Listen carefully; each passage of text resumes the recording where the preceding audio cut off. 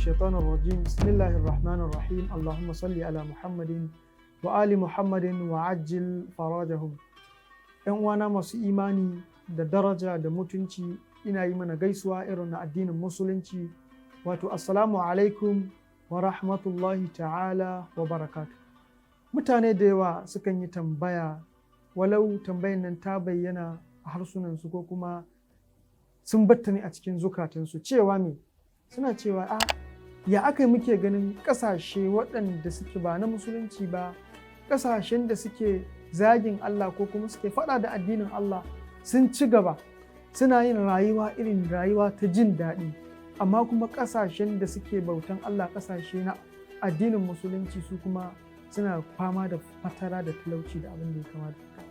Ko kuma wasu sukan yi tambaya cewa me yasa mukan ga kafiri yana cikin rayuwa ta jin daɗi da annashuwa da abin da ya kamata haka, amma kuma a gefe guda mu'mini abin da zai saka a bakin shi na salati yakan mai wahala. ‘Yan uwana, da a ce kun san irin tanadin da Allah subhanahu wa ta'ala ya ma mu'mini a gobe kiyama, to da ba mutum ɗaya da zai yi irin wannan tunani. Shi yasa wata rana annabi Musa afuwan aminci Allah tabbata a gare shi, ya fito yana gefen wani kogi haka, yana kallon ikon Allah subhanahu wa ta'ala, yana tsaye sai ya ga wani mai kamun kifi ya zo ya yi maganganu na shirka, ya yi maganganu na ɓata, sai jefa fatsan shi.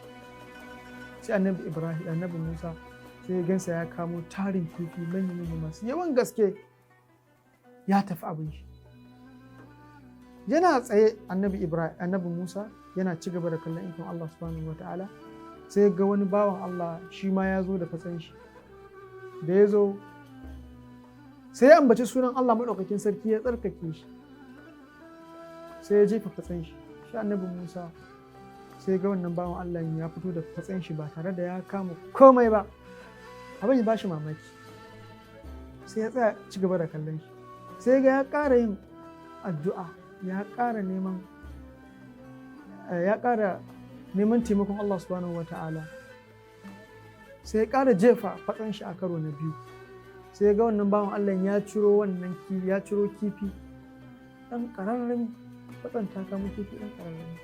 Bawan Allah nan sai annabi Musa ya gan shi, sai ya ɗauki kifin shi ya sa a cikin abin da ya zo da shi, ya gode ma Allah ya wuce. Sai annabi Musa alaihi salam sai ke cewa, ya Allah, me yasa ka azurta wannan kafirin alhalin yana kafiri da wannan arzikin mai tarin yawa, amma shi kuma wannan mu'minin da ya imani da kai, shi kuma ya zama na kasan shi ya zama ɗan kaɗan. Sai Allah maɗaukakin sarki, ku saurara, ku lura da abin, ku duba ikon Allah maɗaukakin sarki. Sai Allah maɗaukakin sarki ya ce, ya Musa, kalli tafin hannunka na dama. Annabi Musa na kallo, sai Allah ya yi mai kashafi, sai ya ga wasu tarin ni'imomi kala-kala wanda Allah maɗaukakin sarki ya tanadar ma wannan mu'minin, wannan bawan nasa a gobe kiyama. Sai Allah ya ce ma Musa alaihi salam, kalli hannunka na hagu. Sai annabi Musa da ya kalla, sai ga irin abubuwan da Allah subhanahu wataala ya tanadar ma wannan kafirin na azaba da abin da ya kama da haka a gobe kiyama idan bai tuba ba. Sai Allah subhanahu wataala ya ce ma annabi Musa, saboda haka wannan arzikin da na bai ma wannan kafirin ba zai amfanar da shi da komai ba, kamar yadda wannan arzikin da na baiwa wannan mu'minin da kake gani ɗan kaɗan ne, ba zai cutatar da shi da komai ba zai ƙare shi ba zai rage shi ba. Bilhassali ma abinda na mai tanadi yana nan zuwa ranar gobe kiyama. Saboda haka sai annabi Musa ya ce, sarki ya tabbata ga ubangijin da ya san yadda yake rarraba arzikinsa.